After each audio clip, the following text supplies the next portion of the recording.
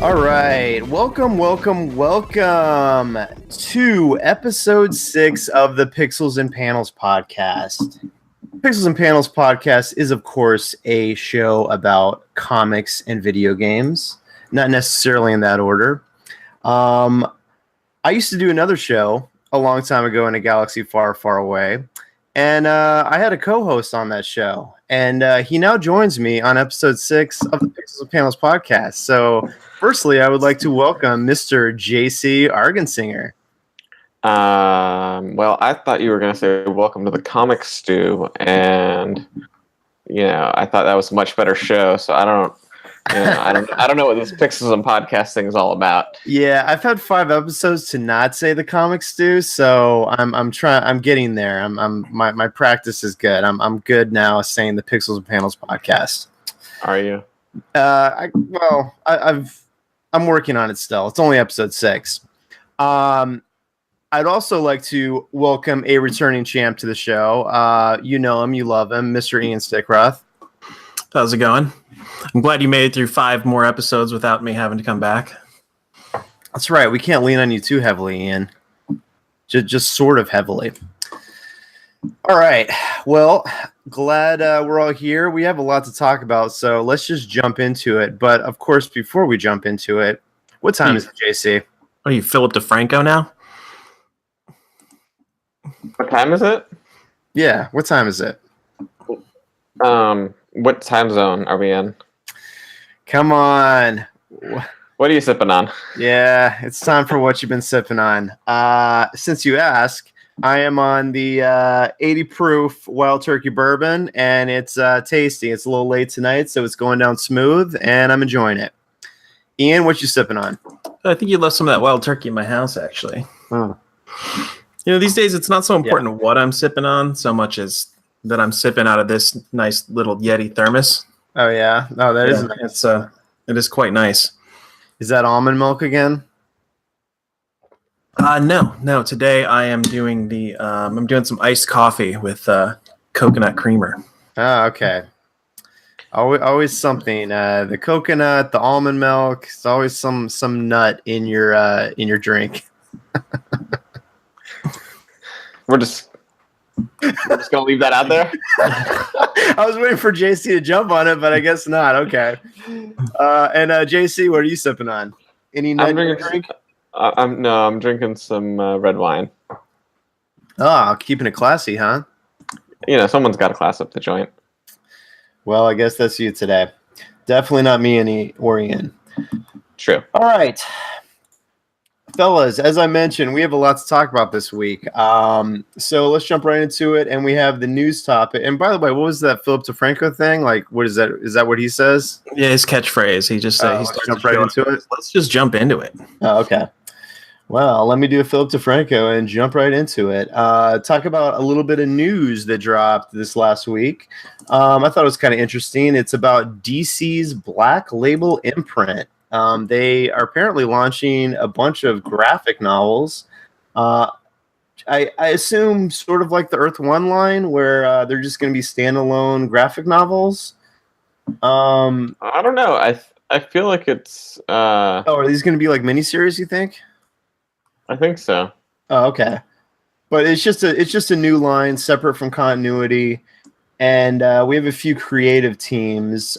This is like this is also okay. So this is like taking DC superheroes and using a mature tone with said heroes. So let me just run through a few of these creative teams and the characters, and let me see what you guys think.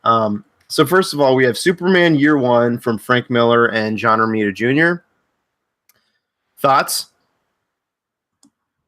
Well, I mean, I love John Romita Jr. and obviously Frank Miller killed it with Batman Year One. But I mean, what has he done for me lately? Yeah, and well, that's what I'm thinking with Romita too. Actually, I wasn't going to talk about it this week, but I read the first issue of the new Kick-Ass, and it didn't really do a ton to alleviate the concerns I've had with John Romita Jr.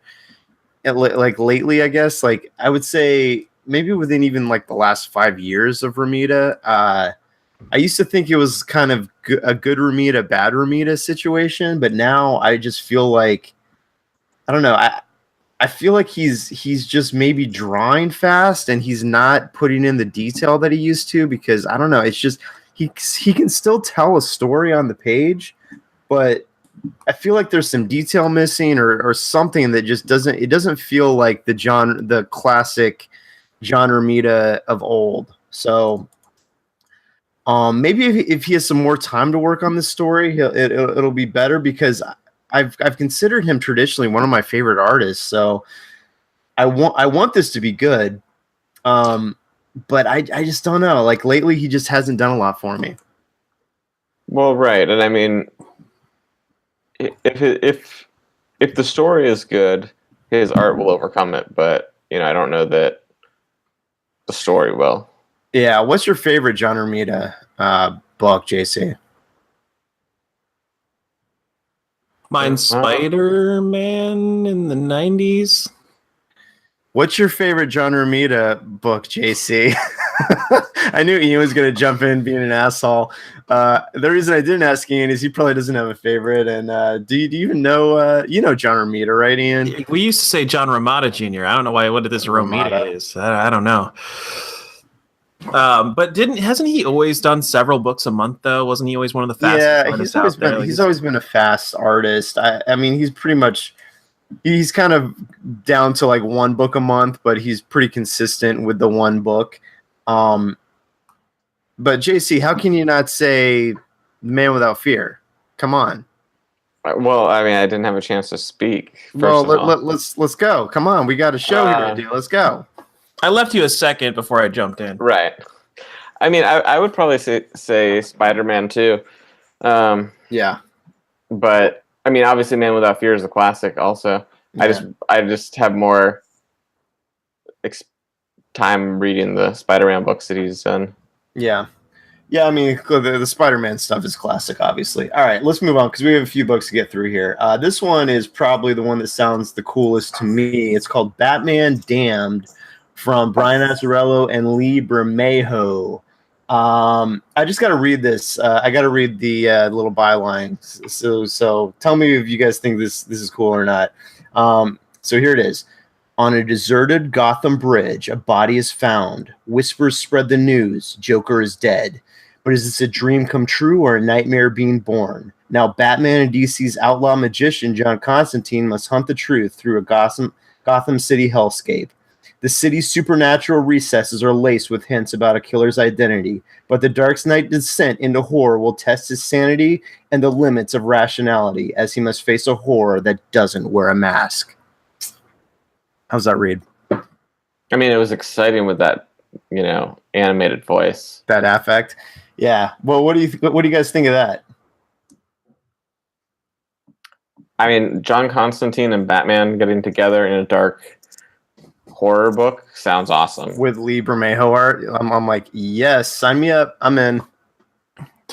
Yeah, I was just looking up whether John Romita Jr. actually drew Spider-Man. Great. As usual, Ian's a topic behind. And yes, for anyone that's read a few comics, we all know John Romita he's drawn a lot of Spider-Man. Thank you for proving that, Ian. So this Batman story, any interest for you?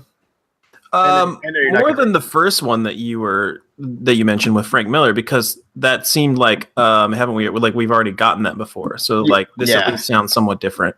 Well, yeah, but I guess going back to the Superman Year One, you would hope that we would have a little bit of a different origin story because, yeah, you're right. Obviously, Superman is his origin has been retold time and time again.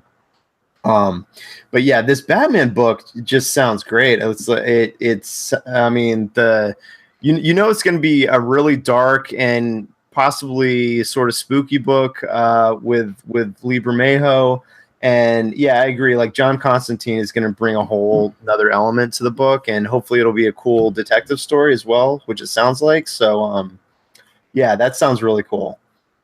Yeah, I mean, back on that Superman book, I mean, it obviously is going to push some sales because it's Frank Miller. Yeah. But like I saw an article saying, like, finally, the long-awaited, companion piece to Batman Year One, and I'm like, I thought that was a Man for All Seasons. Yeah, I doubt it's gonna just fit right alongside it, but no, but I mean, like the classic Superman origin is a Man for All Seasons. Oh yeah, no, I know. I'm just saying though. I don't think anyone that would say that. I don't think those two are gonna just exist like right next to each other and it's gonna work perfectly. Well, if I spelled Bermejo right, this is some pretty cool art. Yeah, dude, he's an awesome artist. If you want a good, if you want to do two good DC series that Bermejo did with Azzarello, one was a mini series on Lex Luthor, and the other one was this graphic novel called Joker. So he basically tackled I guess you could pretty much say the two biggest villains in the DC universe. The same creative team did. So yeah, if you're gonna read some Lee Bermejo, I would recommend those. All right. Also, a few other books on this Black Label imprint that have been announced. One is Wonder Woman, Diana's Daughter from Greg Rucka. I'm not going to read every description, but I guess, Greg Rucka is I guess you could call him a seminal Wonder Woman writer. So, I don't know. This might be interesting if you're into Wonder Woman. I mean, I've read some of his Wonder Woman stuff, and it was okay. And there's also Wonder Woman Historia. Yeah. Oh, yeah. Based on a Homeric epic. Yeah, actually, that sounds more interesting to me. It's Phil Jimenez and written by Kelly Sue DeConnick. Actually, does Phil Jimenez write too? I don't know. But yeah, that sounds actually a little more interesting. It sounds like they're maybe possibly mixing up the story of Diana a little bit more, and maybe mixing it, I don't know, even further into the mythological aspect of it. So yeah, that sounds kind of cool. Yeah, and then other history of the DC universe sounds interesting. Analyzing the history from some different perspectives. From the not big heroes. Yeah. And then the last one, just to get through this, we have Batman Last Night on Earth from Scott Snyder and Greg Capullo. So those two have definitely never worked together. Yeah. So another Batman story from these two. I don't know. It sounds kind of weird. Batman wakes up in a desert with Joker's live head next to him, and he doesn't know where he is, and he's trying to figure out what's going on. You know my feelings on their work. What do you mean by live head? Well, apparently the head is alive in a jar. That's what the description said. Did you ever see Futurama? Okay, that's all you needed to say. Just say Futurama. All right, so I don't know. I think this line could have some potential. I mean, obviously they're putting some big creators on it. So, do we know if this is an Elseworlds imprint or? I think it definitely is. I think all of these are considered out of continuity. Which, DC has so many of those stories, so right? Exactly new. But yeah, we'll see. I mean, it sounds cool. I guess we'll revisit it in the future. But I just wanted to touch on that as some big news. Also, I wanted to talk to JC about a little show that came out. I have not watched all of it. I've only watched the first episode, but it was a common topic on our last show together. I'm, of course, talking about season 2 of Jessica Jones. First off, now, Ian, we did no prep on this show, obviously, before, so I have no idea if you watched Jessica Jones or not. I watched season 1. You watched the whole thing? I think so. I may have tailed off towards the end and maybe not caught the last episode or two. Okay, so you don't know what happens at the end of Jessica Jones season 1? Remind me. So Jessica Jones turns into a giant dragon. Yes. No, wait. Is that true? She's the dragon that Danny Rand rips the heart out of in Kung Lao. Yeah. No, she snaps. Spoiler: she kills Purple Man, the villain of season 1. snaps his neck. Okay. I don't know if I got that far. Okay, so I have this bad habit of watching like all of the episodes of a season except the last one, and then just stopping for no reason. Good times. So I did it with Stranger Things as well. I did that with Battlestar Galactica, except for it's the last 2 episodes of the entire show. Oh my god, I just started watching that. That's weird.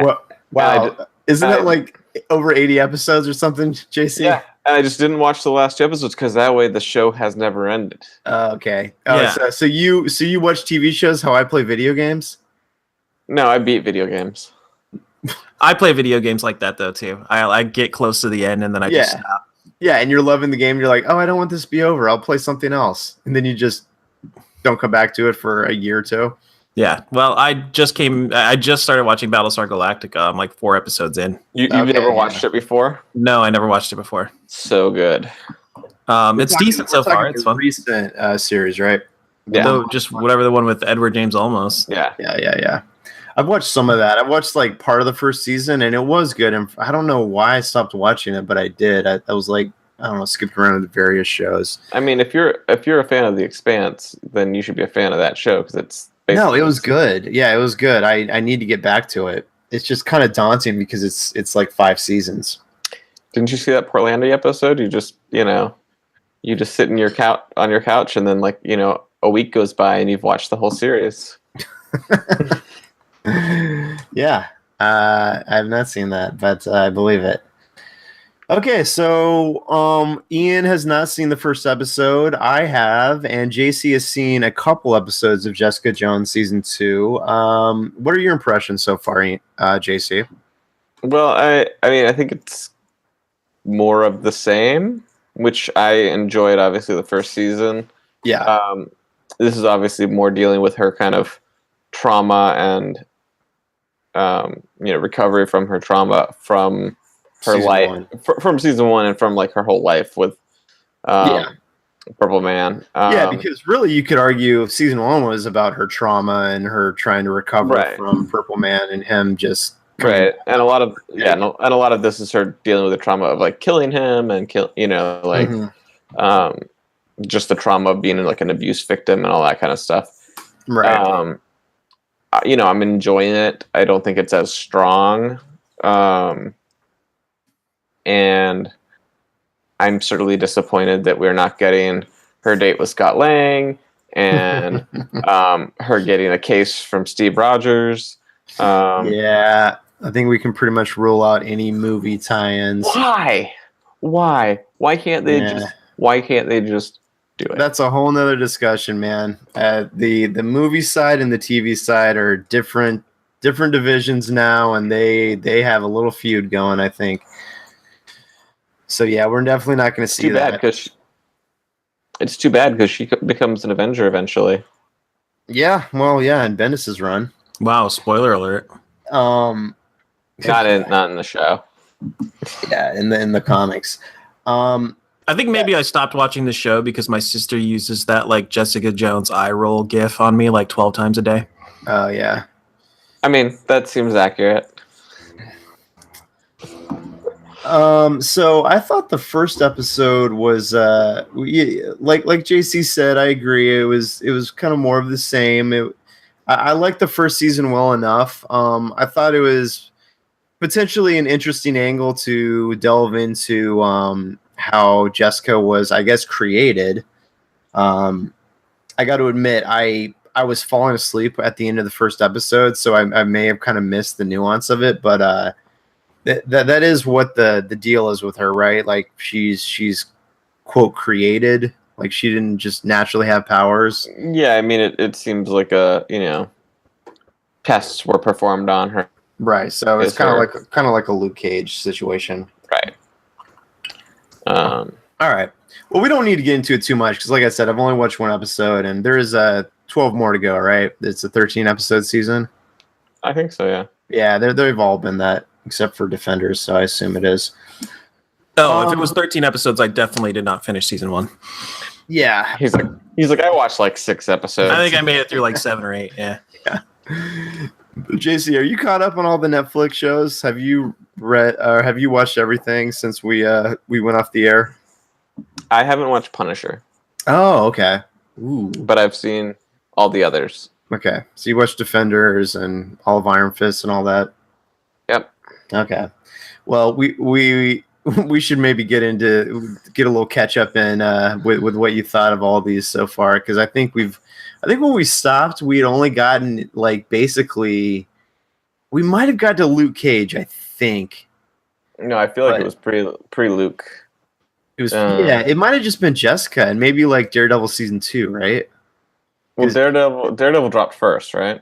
Daredevil dropped first, then Jessica, then I think Daredevil season 2, and then Luke Cage, I believe. Yeah, I think I don't know if we hit Daredevil season 2 or not. Yeah, but yeah, I mean they've all been somewhat good. I mean, obviously, like Iron Fist was problematic, and Defenders was a little bit like. What does that word even mean, JC? Problematic. Did it suck or did it not?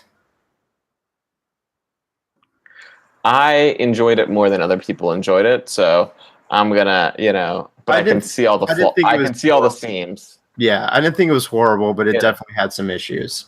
If problematic means it had some problems, then yes, Iron Fist definitely had some problems. All right.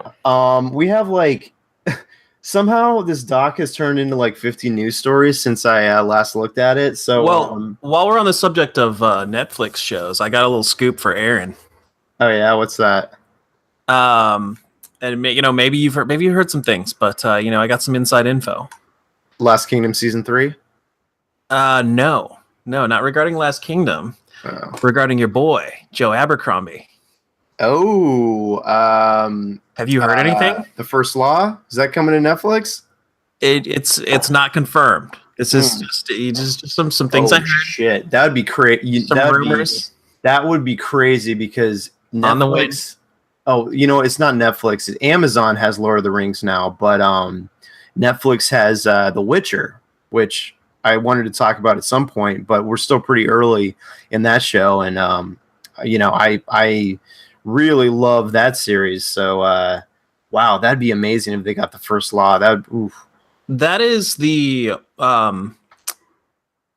at least Witcher's confirmed. Now, here's I guess the problem is they're sort of looking, from what I understand, they're looking for their Game of Thrones. Yeah. So they're looking for something that's going to be a massive commitment. Yeah. Well, they kind of have the Witcher in that. I thought the Witcher was in that role. Right. So it might be. So maybe First Law doesn't make the cut. I just heard that Joe Abercrombie was in LA. Oh, shoot. Meeting with Netflix, and that he and his partner wrote 10 scripts, and Netflix threw them out because they were complete garbage. Is that really true? That's that's not a rumor. I know somebody who was in the room, read the script, said they were garbage. Well, that is some insider information being dropped on the Pixels and Podcasts. Pixels and Panels podcast. Yeah. Say it right. That's what I meant to say. In order for them to commit, too many P's. Yeah, a lot of P's. The $1 billion or whatever it is to make a show like this, they were working on trying to get a script together. Yeah. Okay. Interesting. Yeah, I just actually reread the First Law trilogy. Oh man, just within the last 6 months. So yeah, those books are like fresh in my mind, and that would be obviously amazing if a company like Netflix were to get their hands on that. But I don't want to believe you about those scripts being garbage, because Joe Abercrombie is an extremely talented writer. Now listen, that was the first question I asked. Did you see the scripts? Were they really bad? And I confirmed it. Apparently they were bad. Well, according to your insider. All right. Well, anyways. So nothing's confirmed. I just heard some rumors. Okay. Well, I guess we're getting into rumor mongering on the Pixels and Panels podcast, but that's okay. And I think that's going to do it for news because we're already over 20 minutes in. So let's talk some video games, guys. What have we been playing this week? Ian, you want to kick us off? Well, I haven't played a whole ton other than Fortnite. Well, was there something specifically you want to talk about in the video game world? Well, I mean, I was getting there. Okay. But so where was I? Fortnite? Or was that like called? That's all you've been playing. Bunny Hop Simulator, the game. Wait, Bunny Hop Simulator, the game? Yeah, I think high level Fortnite is just jumping around with shotguns. So it's just Bunny Hop Simulator. Which gets a little frustrating. Still a fun game, but like I said, I played it a little bit, but I just couldn't get into it. But yeah, the best players are always just jumping around. It's super frustrating, and they don't seem to have any answer for it. So, I've been playing. But yeah, I've been playing Fortnite, Save the World, and Elder Scrolls. But the only game I played other than that was when we played For Honor. Oh yeah, about a week ago, and that was fun. I'd like to get back into that some more. Ooh, could I seg that into a topic I wanted to talk about for just an overall general video game topic? I would prefer that you did it in a smooth way where you didn't announce it first. Right. Well, I was just making sure you were actually done talking. So if you'll allow me, I wanted to ask you a question concerning basically the model when it comes to a game like For Honor, and also in a very similar way, Rainbow Six Siege. What do you guys think about the content rollout with these games? Because it really feels like they're setting it up so it's a platform. There's not going to be an actual like sequel to these games. They're just going to keep coming out with content. Some of it paid, some of it just new stages that's free, but you can buy new characters and operators in Rainbow Six, and that's kind of the quote unquote sequel, is you buying like new characters and like buying a pack to and that's kind of serving as like the quasi sequel. So what do you guys think about that? Well, I know you don't ever play PC games, but this is basically a model that came about years and years ago with Team Fortress 2. Yes. And like PC games, by the way. I know, I was fucking with you. Yeah. And so it's a great way of keeping a game that you love alive and getting to play it for years and years, as opposed to just playing it for a year or two and then never playing it again because there's no content and no reason. Well, and the community's moved on. Like in the case of Call of Duty, they just move on to the new game. Right. So yeah, from that aspect of it, I like it. I don't know that I want to pay $30 for new operators that are not really that different. Mm-hmm. But I appreciate that they're out there, that that I can unlock them or buy them if I want to, and that there's new content like the horde mode that they came out with and stuff like that. Well, in the case of in the case of this. Yeah, so and of course you can choose to not buy the characters, and you can still play the game, and it does keep the community on one game. So, I mean, is that something you're a fan of, Ian? I have been. So, and yeah, I don't play PC games online because I read an article that apparently in PUBG there's at least like 6 cheaters per game. Oh yeah, no, on average, like just ridden with cheaters. Yeah, no, I prefer to sit on my couch anyway. But no, going back to the subject of the way that they're rolling out these Ubisoft games. It's funny because like you had brought up around Christmas time when we first started talking about you doing this podcast. Mm-hmm. The subject you were going to bring up on that first episode was, what's your favorite game publisher? Oh yeah. And I thought that you were going to end up going the same direction as me, which I think right now it's Ubisoft. I thought he was going to say Activision. For me. They make so many classics. Well, God, I feel like I've talked about this, but maybe not on the podcast, maybe just at the bar with you or something. Yeah, I'm thinking about it, and as much as and I know you're gonna make some stupid joke, but as much as I love like even a publisher like Nintendo, I'm thinking of all the games that Ubisoft puts out, and just about every single one I'm at least like sort of interested in. Even a game like Watch Dogs 2, which I didn't buy, I was kind of interested in it, you know? They're the seemingly the only company that's not afraid to really commit to trying new things. Oh, and actually Ubisoft did put out a game on Nintendo, exclusive to Nintendo, which I loved. So yeah, I think you could actually say I think I would say too that Ubisoft is probably my favorite publisher at this point. Yeah, I mean they're not afraid to do new things, and sometimes they suck, but they've stuck with them. Like games like The Division, Rainbow Six Siege, For Honor, all had problems when they came out, but they've stuck with them in a big way. Sort of listened to the community and added to these games. They added the dedicated servers to For Honor, which is huge. Right. They're sticking to that. I mean, maybe it's cheaper now that they've killed 95% of the player base, but even so, it's appreciated. But, I mean, but I've heard is there's still 1 million players that play the game monthly. So has the player base really just completely evaporated? Like, I don't think so. It seemed like it for a while, and I haven't played in several months. It's probably been 5 or 6 months since I played.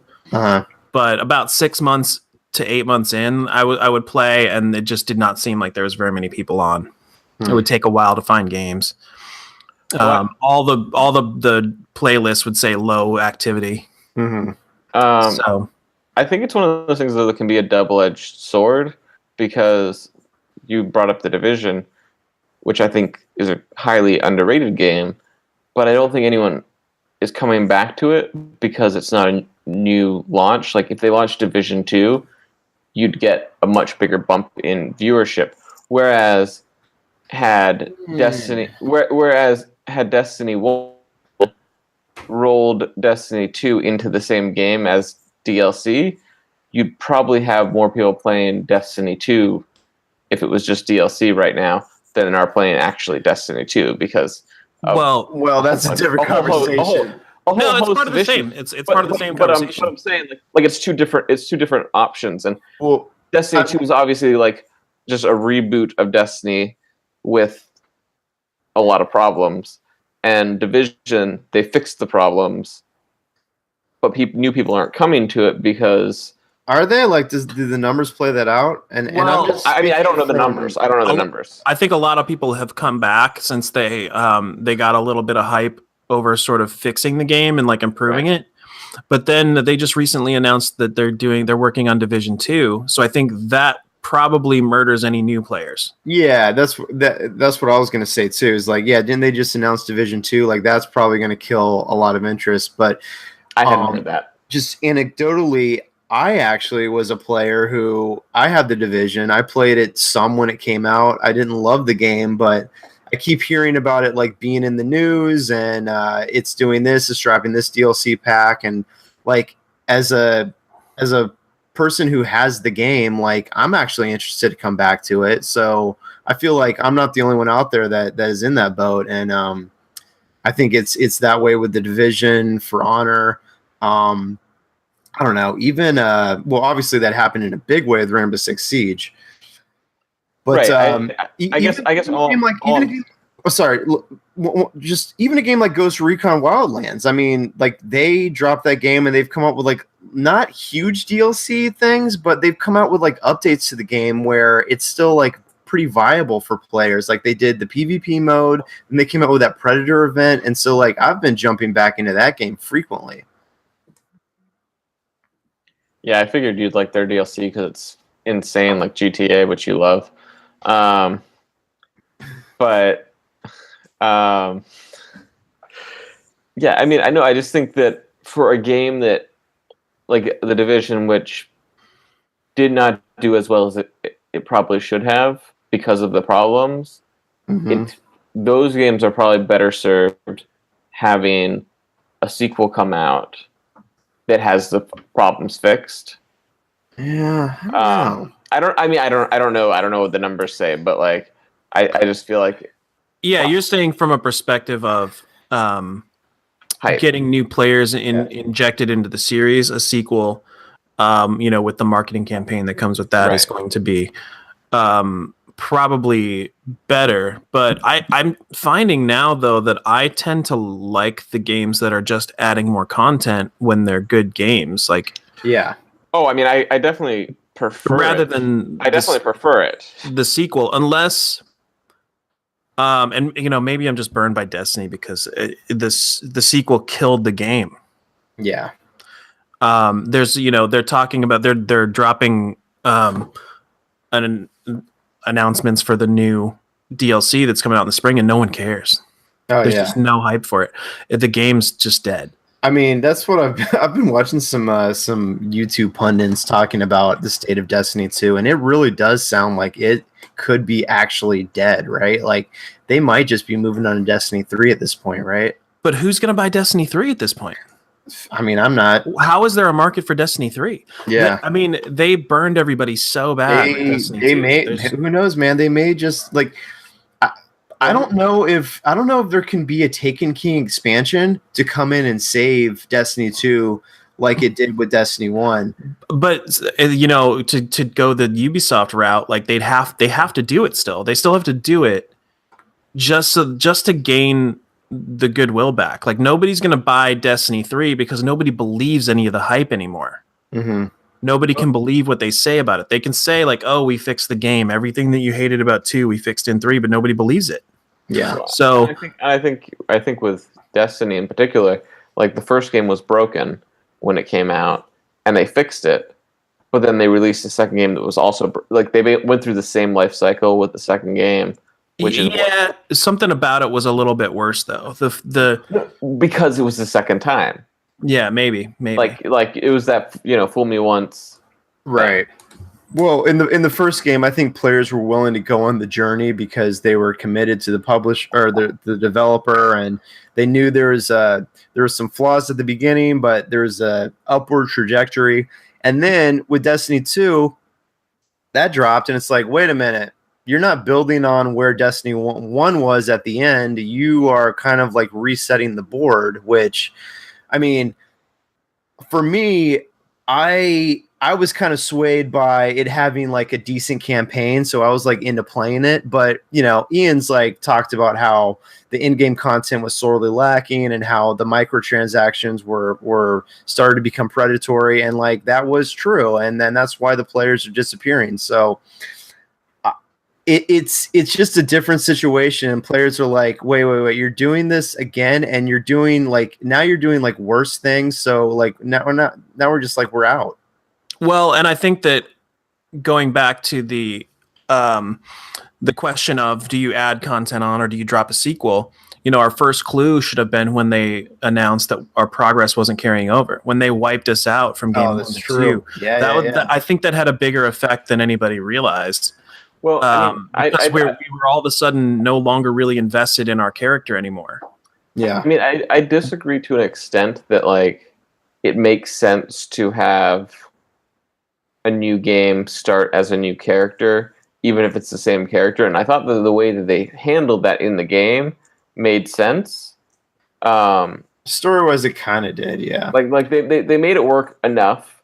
Fine, but it I mean, if they wiped out my investment in my original character. Yeah, that's definitely true. I didn't care as much to walk away from this one. Right. I feel like that's something that is going to happen in every sequel, though. Of any of these games. In Destiny 3, it's just going to happen again. Well, all right. Well, maybe I don't want to put that kind of time in. But I mean, it's going to happen with any level-based game. You're going to start at level 1 when you buy a new game. If it's a sequel. It just makes me wonder if we could ask a question to Bungie and they were being completely honest, would they rather be where they're at now with Destiny 2, or would they rather just made an expansion for Destiny 1? Interesting question, because it was still the best-selling game of last year, I think, or one of them. Yeah. It was in the top 5. So they made a ton of money. Right. So they made a lot of money, but basically lost their fan base. But how many people bought their DLC too? Yeah, they made a ton. Like they made a killing. I think a lot of people bought the DLC sight unseen, like I did. I'll admit it.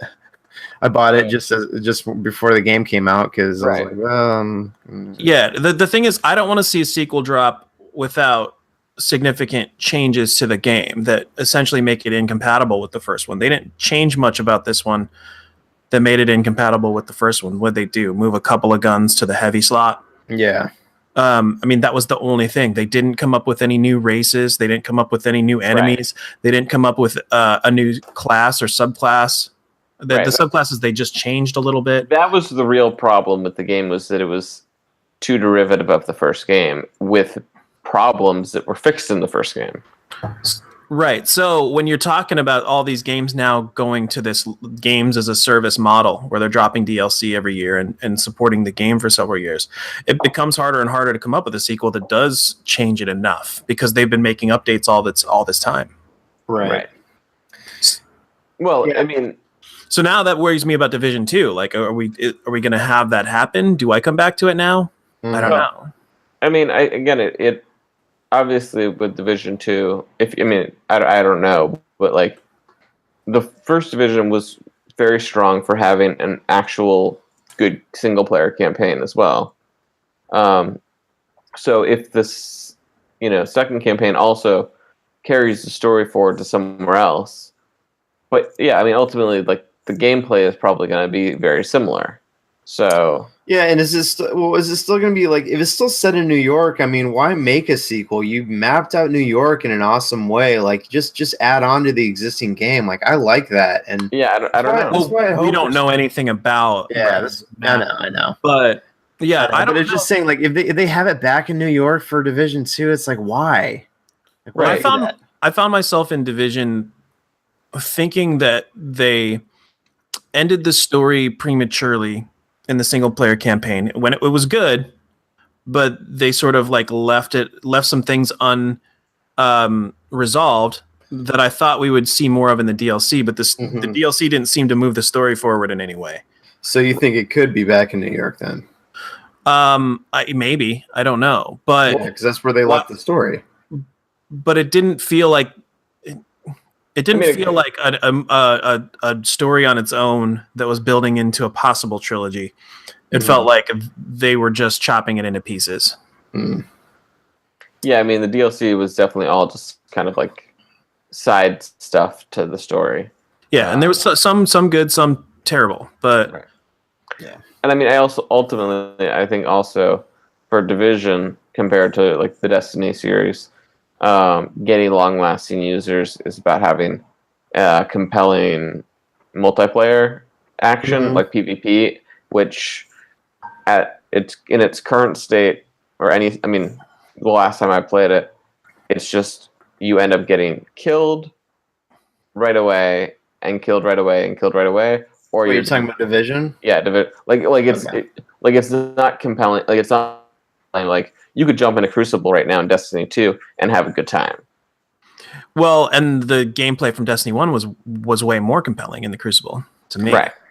Yeah. But Division has never really nailed the PvP to me. No. But I mean, it's hard to do in a cover shooter. Yeah.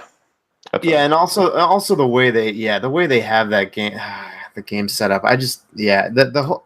I mean, I liked the game okay. The combat felt so bullet spongy to me, and that was always kind of a turnoff. But still, like the general aesthetic of the game just kind of like kept me somewhat into it still, even though I didn't get super far into the game. But just to wrap it up, like I'm also a pretty big fan of kind of where like this Ubisoft model has gone with games like For Honor, Rainbow Six Siege, and even Ghost Recon to a certain extent. Like I would love to just see these be iterated on, just maybe slowly just bring in new players and just have a strong community there, because it's nice to just have like a game that you don't have to worry about like multiple games. Like a game like For Honor, you can just jump into it, you know what it is. They're constantly adding stuff to it, so it feels fresh every time you log on, and it just feels good to do that.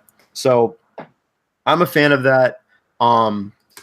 To move on, but kind of well, let me just wrap that up by saying, like, I kind of agree that I'm liking this sort of games as service model to an extent, but I think they have to work out a monetization structure that makes sense, because the Ubisoft games are all over the place when it comes to how they're monetizing it.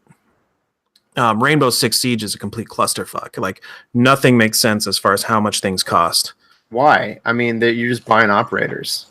No, there's gun skins that, like, some of them cost a certain amount and some of them cost other amounts, and some you can only buy with real money, and some you have to pay real money for the in-game currency to buy, and like the numbers don't match up. I didn't bring examples because I didn't know that we were specifically going to talk about this game, but there's a lot of examples where one thing costs a lot more than another for no particular reason. So and some things that are just insanely grindy to get in game. Okay. I mean, think about, like, if you don't buy the season pass and you try to unlock an operator, it takes a long time. It takes a long time to get enough in-game currency that you can earn to unlock them.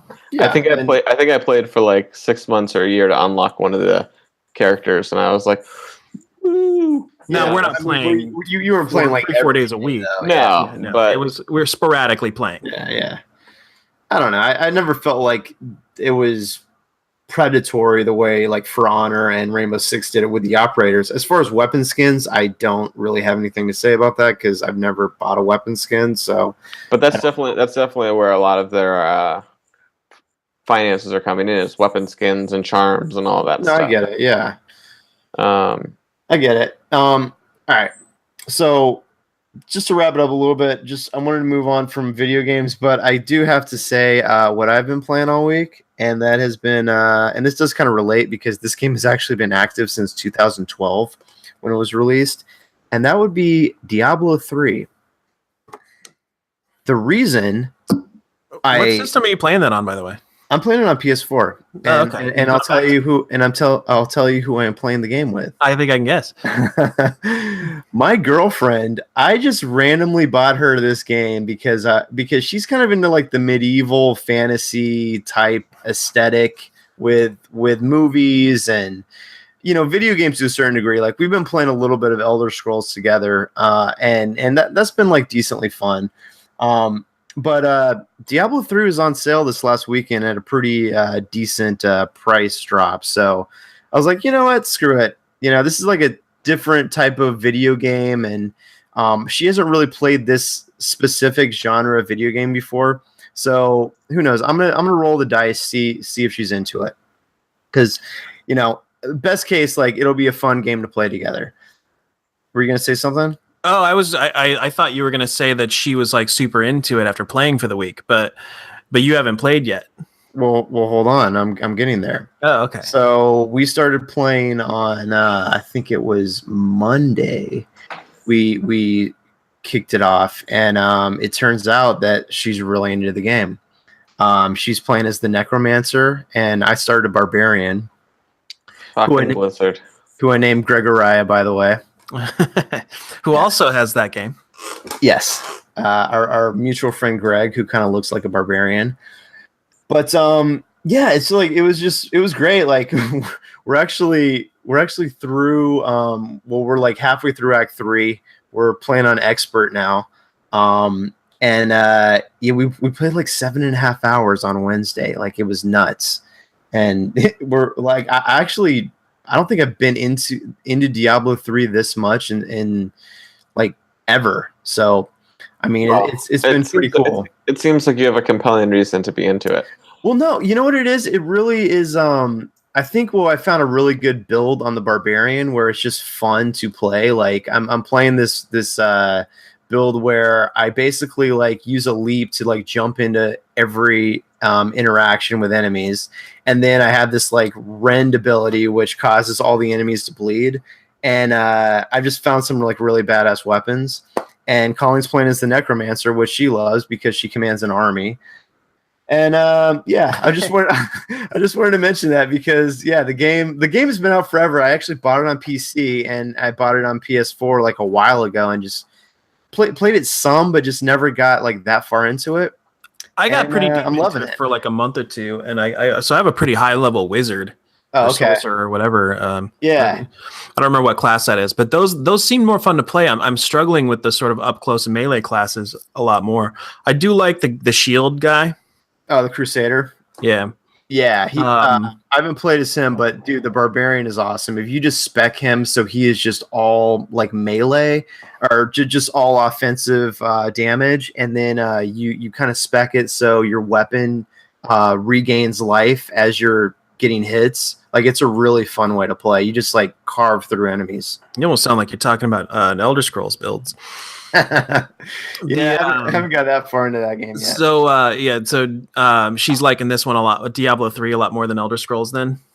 At this point, yeah. I mean, it's definitely more casual. She legit really enjoys this game. Like, she's asking me like, "Hey, can we play Diablo tonight?" You know, like she's into it. All right. Like I said, we played like 7.5 hours straight on Wednesday, so we found our game, I think. JC, do you have Diablo 3? I do not have Diablo 3. Oh, okay.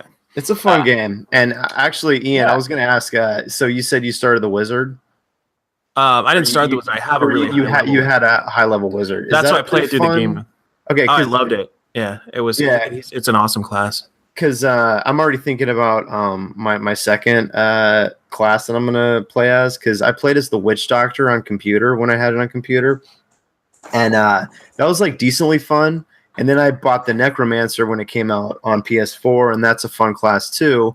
But I started this, Barbarian with my girlfriend because she was the Necromancer. But I definitely want to do like a Wizard and maybe have her play as like a Barbarian or Crusader next. And I'm imagining the Wizard has some really like OP like spells, like especially later in the game.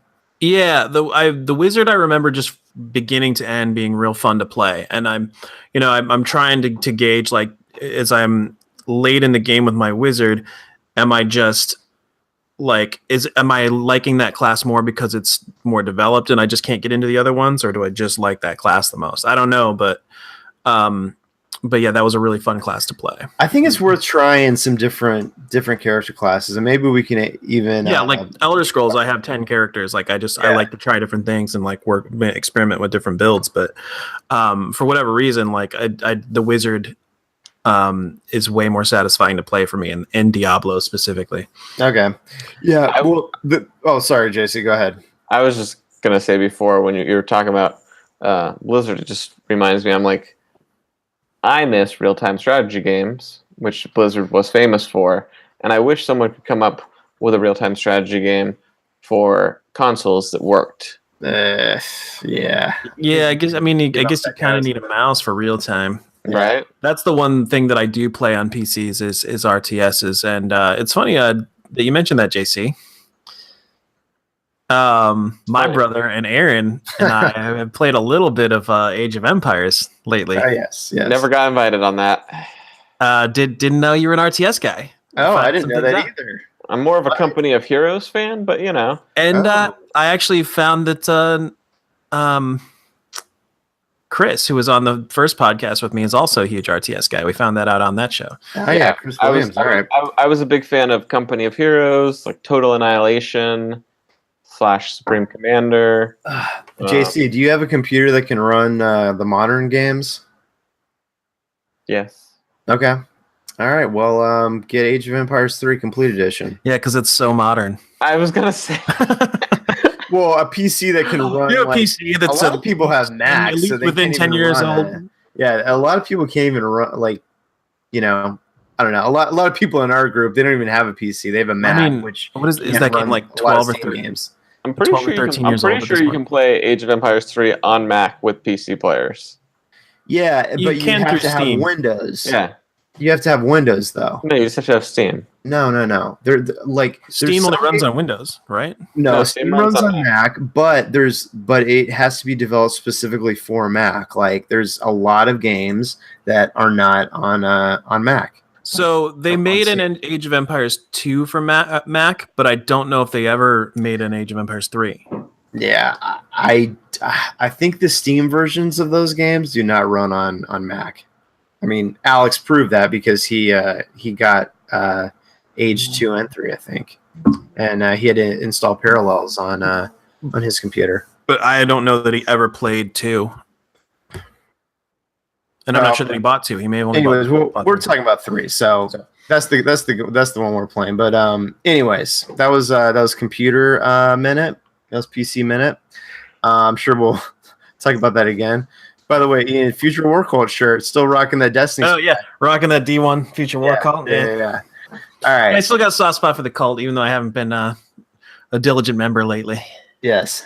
Well, anyways, Diablo 3, awesome game, having a lot of fun with it. It is really cool that you can, when you are making your builds, you can switch around and kind of find what works for you, which was nice when you compare that to 2, where you were kind of like, you kind of get forced into a certain skill tree, and I like the flexibility in 3, so I'm having a lot of fun with that. Wait, so they took a simplified skill tree and expanded on it in the sequel? Rather than taking a reasonably expansive skill tree and simplifying it in the sequel? That's an interesting concept. Yes, Ian. It's funny because I thought Destiny was talking to Blizzard about progression. Yes, Ian. I remember in the marketing them having those conversations with Blizzard. Just to interject, for the record, I just looked. You can play Mac and PC on Age of Empires 3. There might be a Mac version, but you cannot play it through Steam. No, you can play against each other, is what it says online. Right, but I think the only server that's really up and running with any sort of player population is through Steam. But yeah, it says you can do Mac versus PC. Well, the point is moot because you have a PC, right, JC? I have an old PC. I have a modern Mac. Oh. All right, well, hopefully... Well, let's try it. We'll try it out. We'll try it out. Anyway. All right, moving on. Let's talk some comics and probably some TV and movies and all that jazz, and maybe some literature. I think JC's got something he wanted to talk about in that realm. So actually, why don't you kick it off, JC? All right. Well, I was going to talk about Annihilation, the Jeff Vandermeer book and the Alex Garland film, which just came out starring Natalie Portman. Now, have either of you seen the movie or read the book? No and no. Yeah, negative Ghost Rider. Well, that makes this a less, I mean, you totally lost me until you said Natalie Portman. Right. Tell me why I should watch the movie, Well, I'll tell you why you should read the book. Okay. Yeah, tell Aaron I'm going to go get a refill. See, I just got one. All right, so before I so rudely interrupted JC to go get a drink because I know I'm in for I know I'm about to get wowed by your insight, so I didn't want to get up in mid-conversation, JC. You were just about to tell me about why I should read Annihilation. Yes. So Annihilation's the kind of book that I can give you the synopsis of, and then I can be like, but I don't really know what it's about. Okay. Except for that it was weird and creepy and atmospheric and awesome. And you read it and you get to the end of it and you're like, I don't really know what I just read, but it was awesome. Okay. And it's a trilogy, and so there's more after that. Wait, so does the movie just adapt the first book then? So the movie just adapts the first book. Annihilation is the first of 3 books also. But there's certainly not going to be, and this is not a spoiler, but there's certainly not going to be 2 more movies. Yeah, because the movie did not do great. No, not because of that. Oh. Alex Garland of Ex Machina, basically,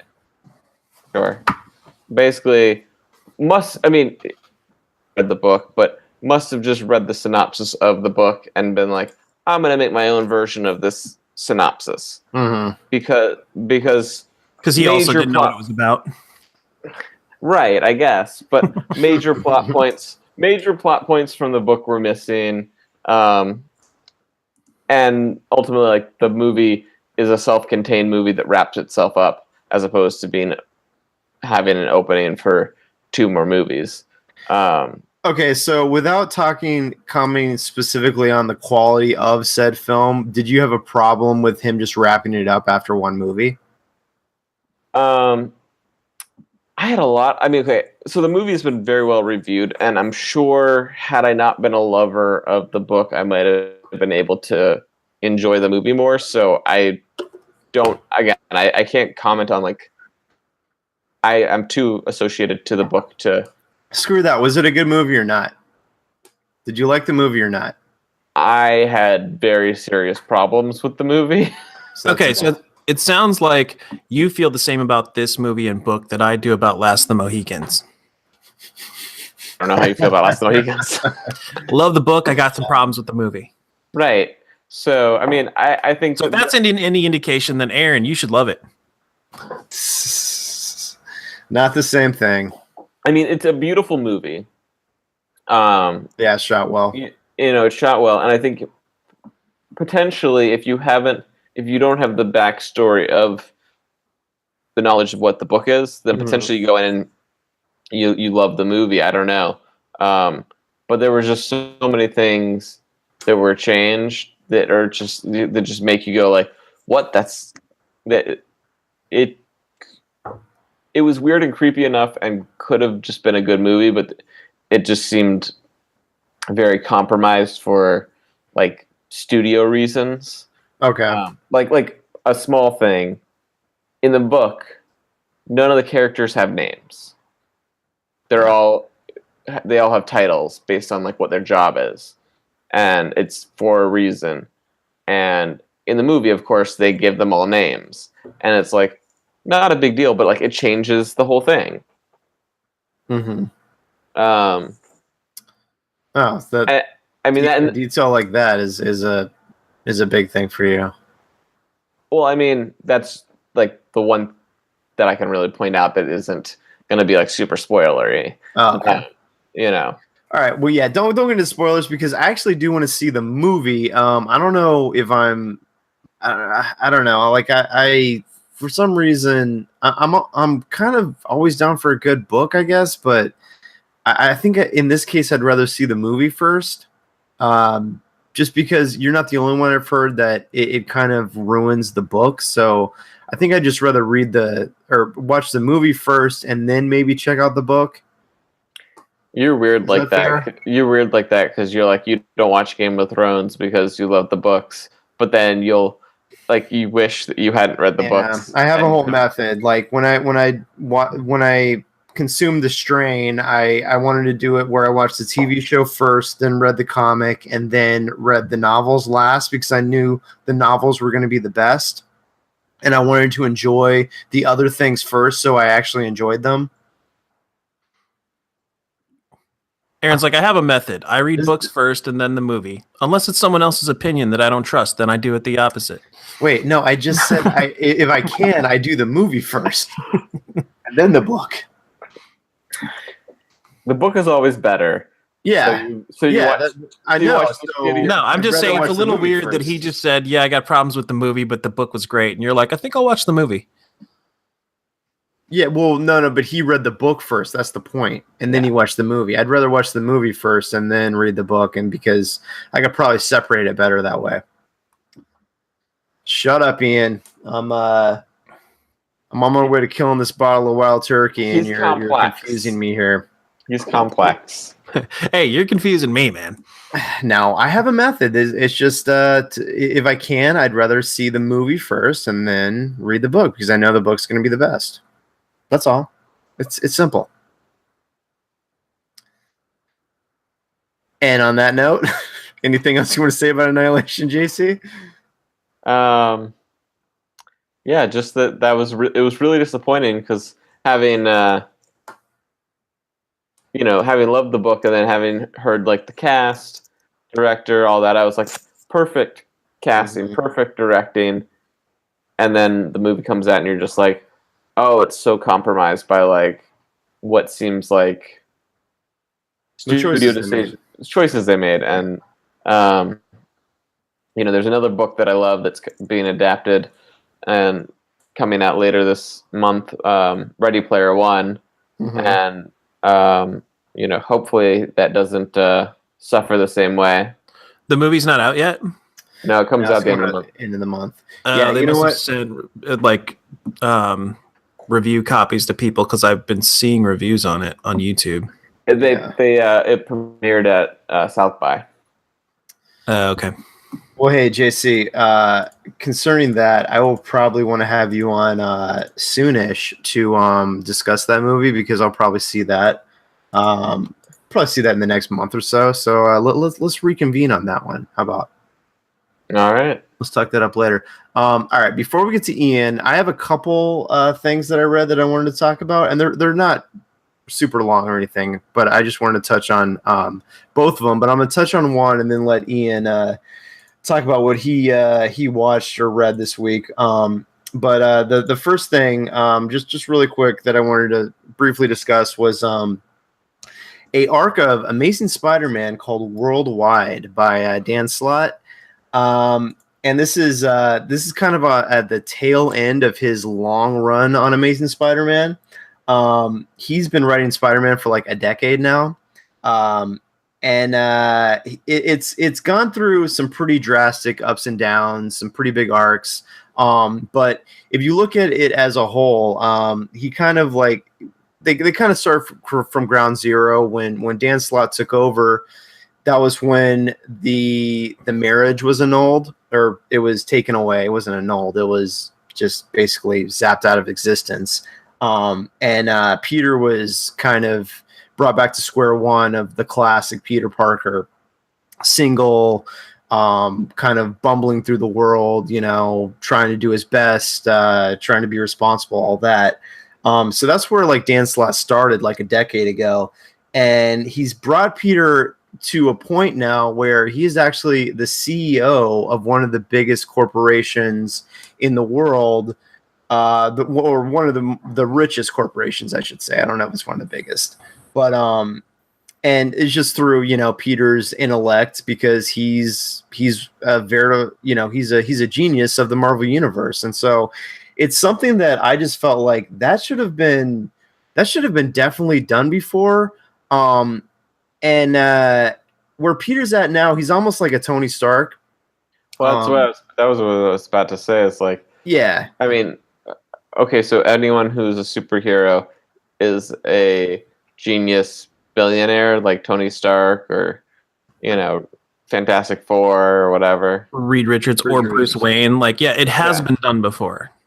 Well, no. Well, for Peter Parker, for Peter Parker, it's weird that it hasn't, because he has this genius intellect. You would think he would have found a way to make some serious money before this. And I'm sure, like, I have not read every issue of Amazing Spider-Man. Well, here's the thing about being a CEO. You got to put in like 16, 18 hours a day of work. Yeah.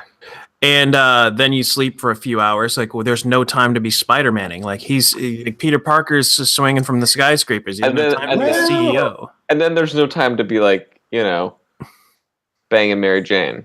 Well, he's not. Yeah, she's going to need some quality time too. He's not banging Mary Jane anymore.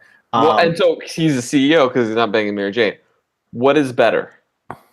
Mary Jane. But anyway, so he's got to this point where, and it, to me, is like, well, like this should have happened a long time ago, where he acquired wealth and became rich through his genius. Sometimes geniuses don't make money. Well, that's true, but it feels like I'm on a podcast here sitting talking to you. Peter specifically, though, he's always had the history of designing gadgets, and it seems like he would have like done something that he could have made money with, which the point of this story was he did. It's called Webware, and it's a wearable, like a phone, that basically like takes over the world and is the hottest item. And so that's where the wealth comes from. Now the point of this first arc, which is, I should say, this is going to be Dan Slott's last series of Amazing Spider-Man. Like, they keep relaunching the book, but this is officially the last one. He's actually nearing the end of his overall run right now. But this is like the last relaunch before Dan Slott hangs it up. And so this is the first arc of it. It's called Worldwide, and he's going up against the Zodiac, which is this evil transnational organization, kind of like Hydra or what's the one I'm thinking of? AIM with the hoods. Cobra? No, well, in the Marvel universe, AIM. So yeah, so it's kind of weird to see Spidey kind of globetrotting, being in this different role, and he's also a member of S.H.I.E.L.D., and it's kind of a different look. I mean, it's not bad. I don't hate it. I mean, we've seen very traditional Spider-Man stories for the last 10 years, so like I'm fine kind of mixing it up for this arc. And like I said, it's cool to see Peter in a different situation. So I don't know. It's not the best plot ever with what AIM is trying to do with taking over the world. Like they basically steal Peter's technology, and he's basically trying to get it back. Which is exactly what would happen to somebody like Peter Parker. Somebody would Zuckerberg him or Napster him so fast. Yeah. He would trust the wrong person. They'd steal him and his stuff and become a billionaire, and he'd be too nice to do anything about it. Yeah. Well, he gets it back. Like he goes against Zodiac as the CEO, Peter Parker, and also as Spider-Man, of course.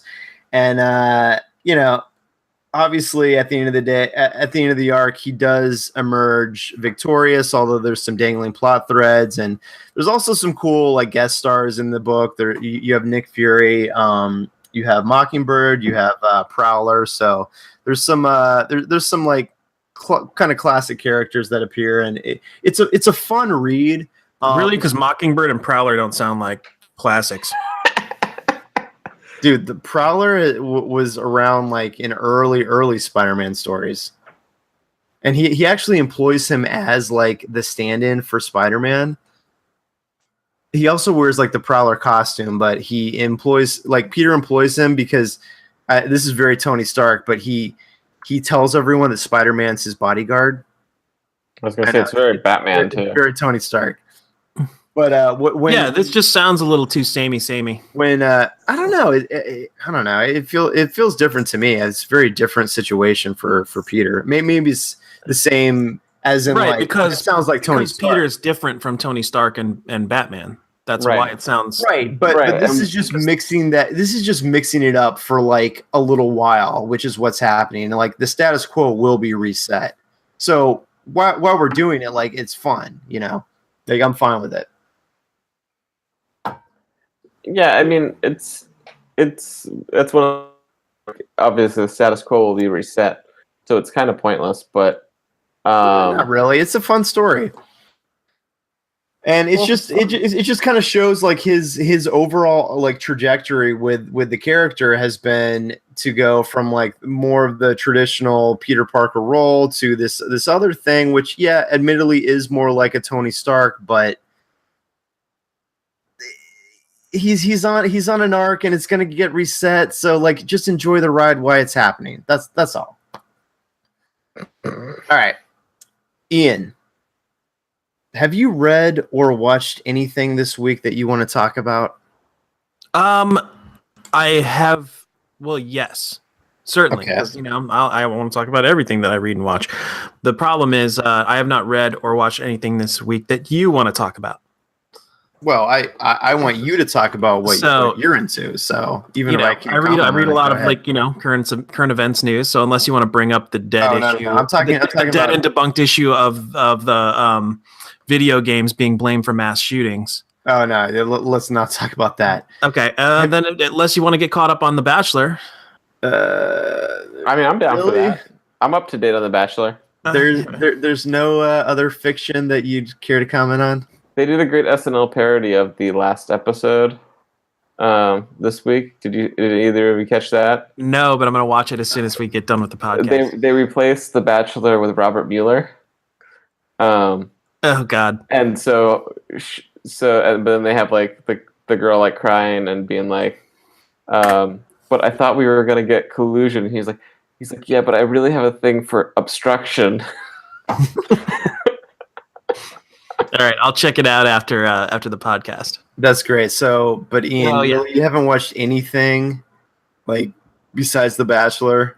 Well, when I was playing video games the other day, I threw on a few episodes of Battlestar Galactica, but we sort of talked about it. We did sort of talk about that. So, we can wrap it up. All right. Well, if you want to wrap it up, let me just finish with the last thing that I read. And this is just a one shot. This was a short story, but it's Yeah, there you go. You go for me.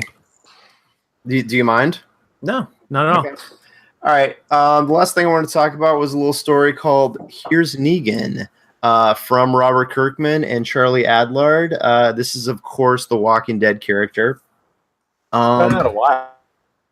Yeah, it has been out a while, but I just finally got around to, well, first of all, getting the collected edition because it came out in, I think it was called Image Plus, which is as a backup for like 16 issues.